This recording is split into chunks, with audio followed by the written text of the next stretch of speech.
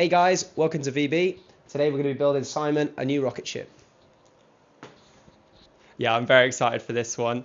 Throughout the video, I'll give you a rundown on the parts I've chosen and why I've chosen them to get the best performance I can out of the bike. I hope you enjoy following along.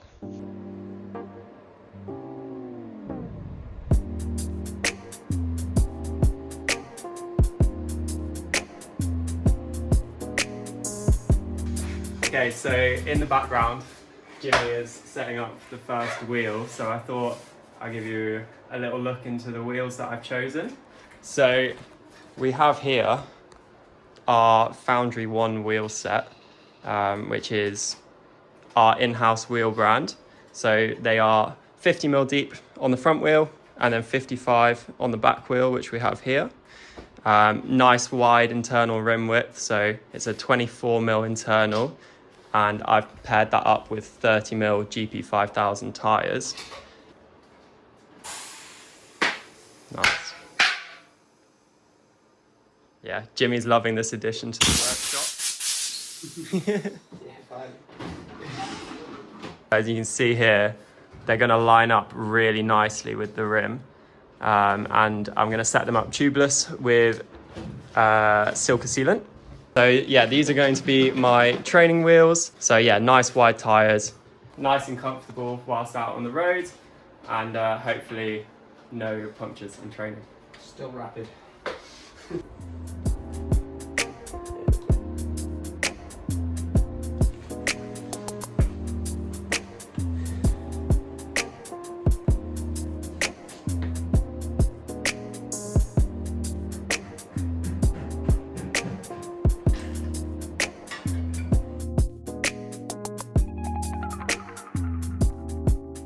So this is my felt that I've been racing on for the last couple of seasons. I'm going to take a few bits off of this one to transfer onto the new bike. So like this saddle is Physique Trans-Aero 3D printed, which I just really get on with. And then what else is coming across? Oh, I think just pedals. That is literally it. Pedals and yeah, the saddle. So I'm just going to get some measurements of my fit. I want to play around with my fit a little bit on the new bike and maybe experiment with a bit more reach on the aero bars. But I'll keep the basics the same, so saddle height, saddle lay back, and then drop. And then, yeah, hopefully I'll do some testing and refine the position a bit further for next year. So Jimmy's just finished setting up the wheels. They've come out really nicely actually. So these 30mm GP5000s have actually measured up to 32mm on these rims, and yeah, you can see they're really nicely lined up with the rims. So hopefully I'm going to be nice and aero in training. What do you think of the wheels, Jimmy? Pretty good. I think you'll definitely be dropping me in training on these things. I do that anyway. Yeah, you do nowadays. But yeah, no, they're super nice. They're just super light, you know. I know there are wheels, but I build and work on a lot of wheels in here. We wouldn't sell something we wouldn't ride ourselves, and literally Simon is that. Yeah. Fantastic. And they look cool spinning. Nice.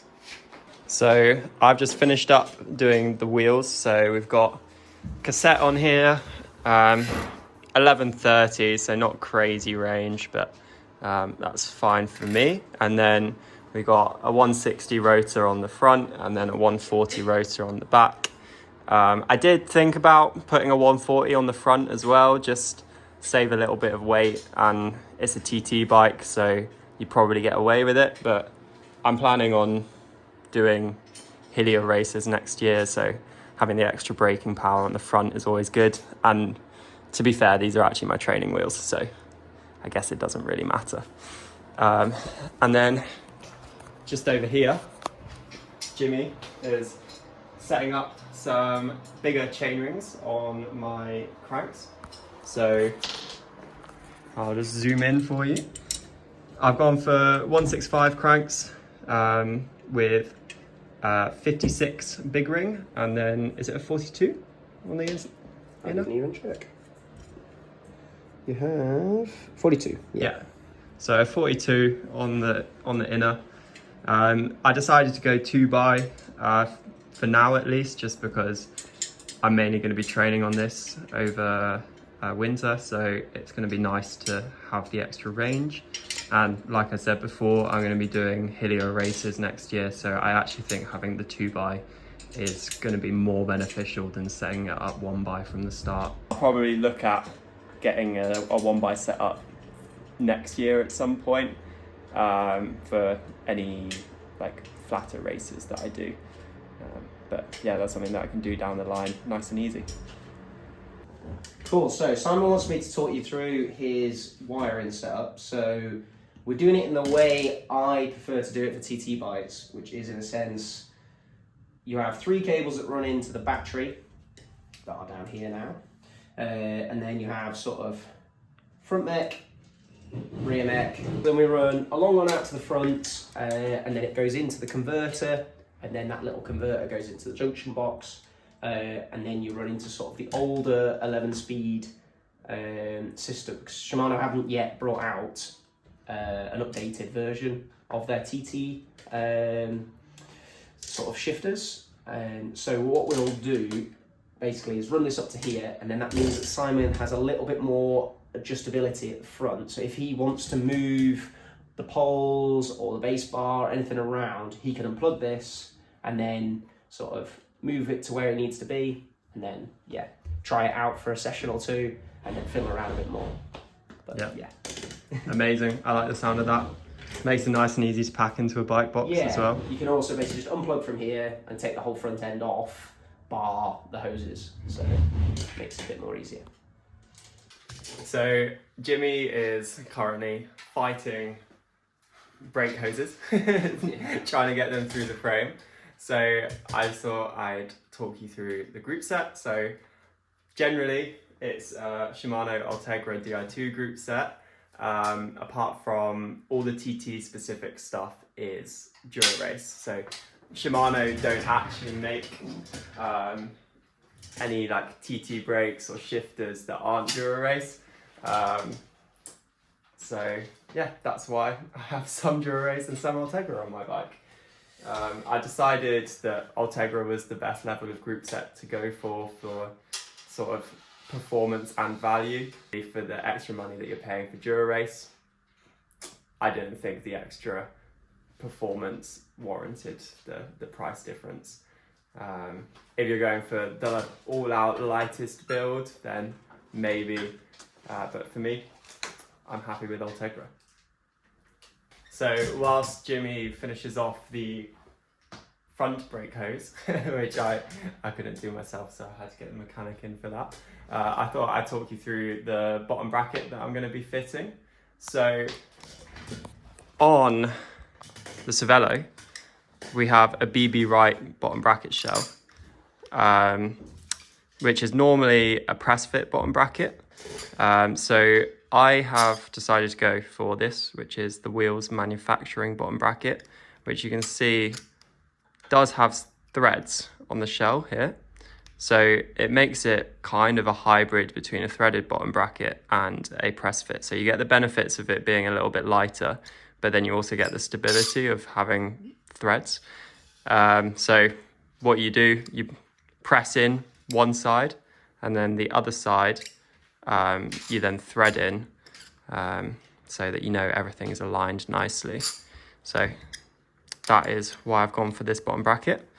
The other benefit is these bearings here are actually removable. So at the moment, these are stainless steel, but come next season, I'm going to put some Endura ceramic bearings in there for the gains.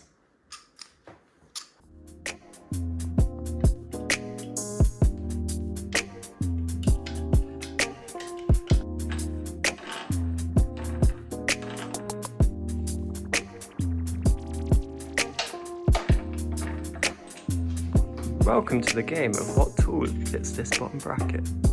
Could read all the little codes,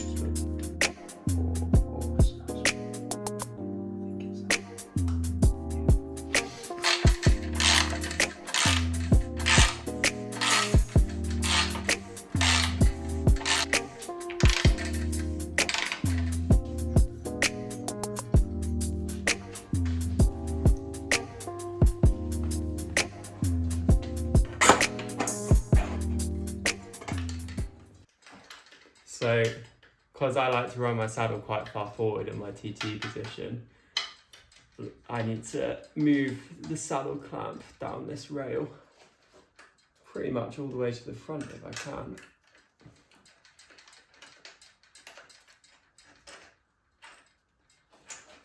Yeah, I think that's as far as it will go.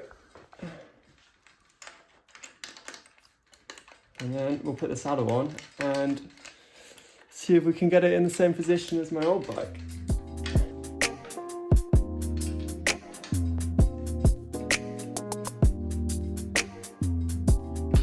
We're definitely going to play around with this once it's got wheels in and we're actually measuring the position. This is probably pointing slightly up at the moment as well, but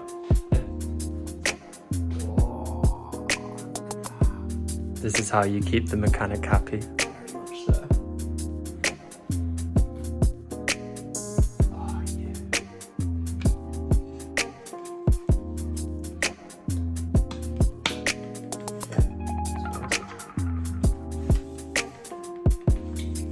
Get aero.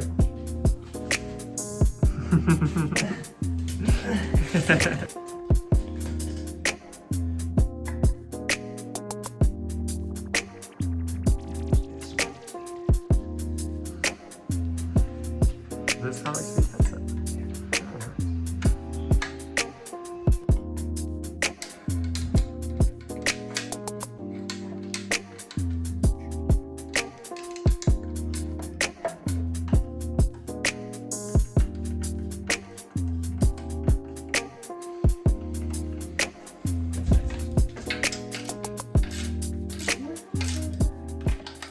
And we have the base bar on, so it is almost looking like a bike, and to be honest, I'm really liking how it looks at the moment.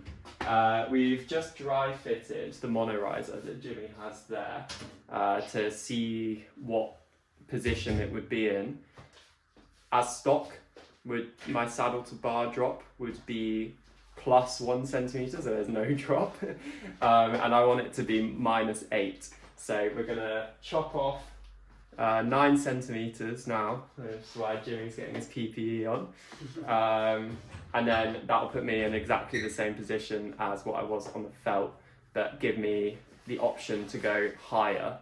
And then if I want to go lower, then we just have to chop more off. But I'm going to be playing around with position a lot this winter, so we decided this was the best way to do it for now.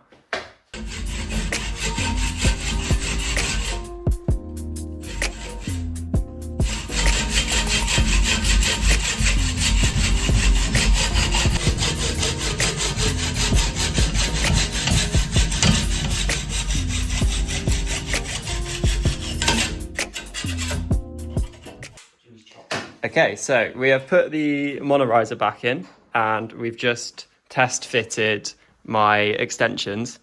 You might recognise these extensions that I have debranded and fitted with Foundry logos. But that is for you to recognise if you do.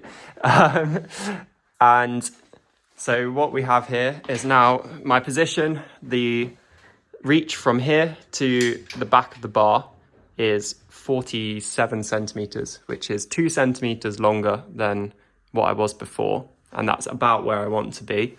I'm still within regulations. So for triathlon, straight line up from the front of your wheel and your extensions have to be behind there. So I've still got a bit of room to play with. And my drop is the same 8 centimetres from here down to here. But we're actually going to raise it up a little bit just because I've gone a little bit further forward, so that will help counteract and keep my body position the same. We have made major progress. I've just put the TT bars on and yeah, they still need tightening up and obviously pads putting back on. But yeah, it's starting to look pretty cool. So what we've done here, this isn't going to be the final setup, but for now, because I'm going to be playing around with position, we haven't cut the bars and we've just run the cables straight out from the end and into here where there's a little junction box.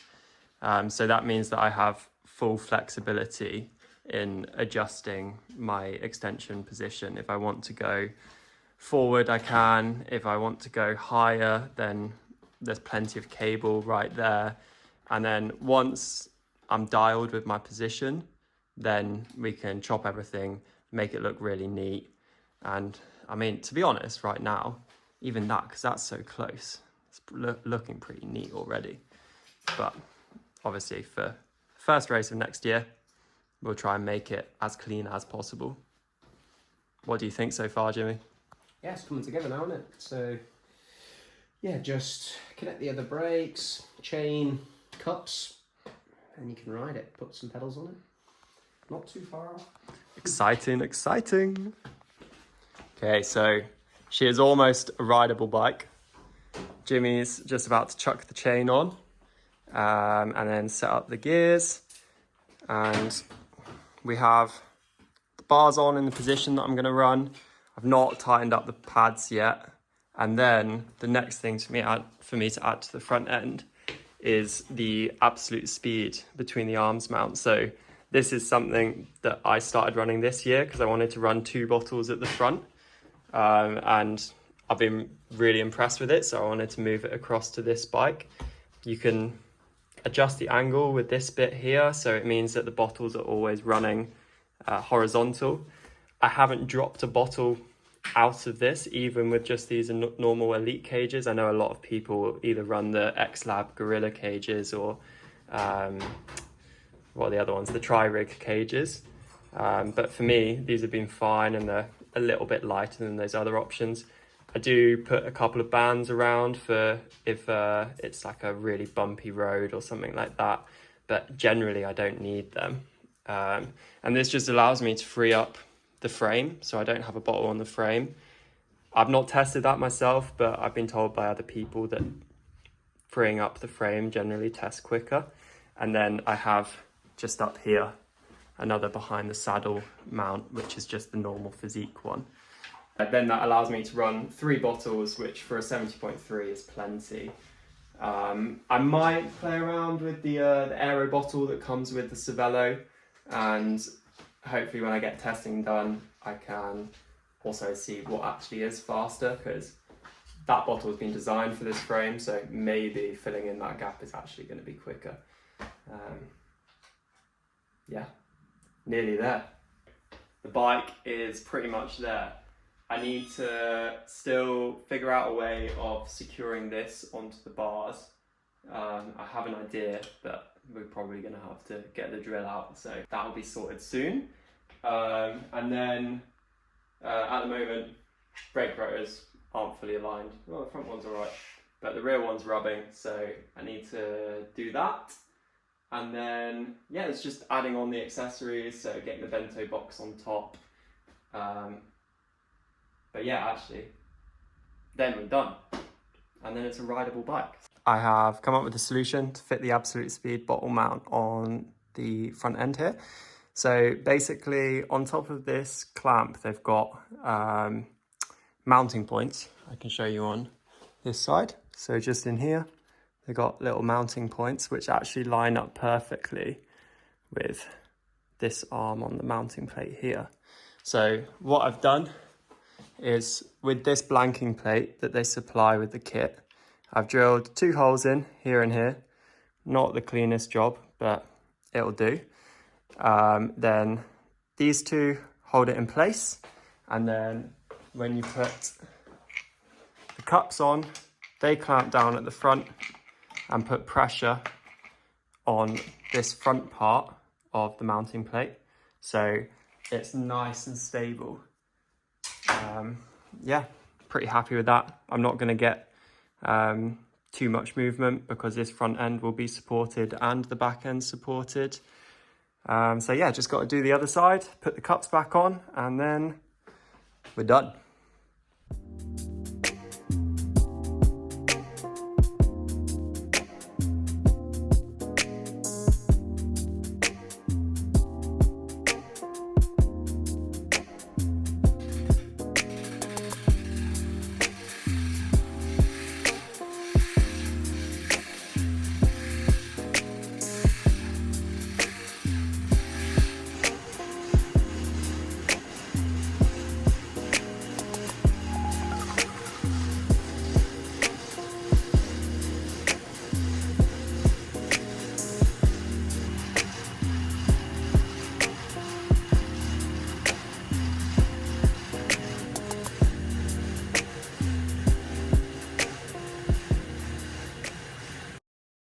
So that completes everything on this build.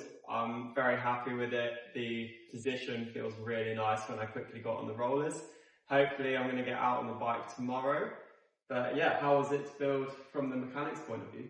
Yeah, really nice actually. TT bikes always take a little bit longer to build, but this one came out super nice, and it's nice to see all the little bits that Simon's kind of spent lots of time picking and all that sort of stuff. But yeah, ready to see what you can do on it. Yeah, hopefully I'm going to be getting on the velodrome or something similar to do some testing. So if we do get that sorted, we'll post that on the YouTube as well. Yeah, let us know if you enjoyed this build, if there's anything that you would have done differently. But yeah, like, comment and subscribe.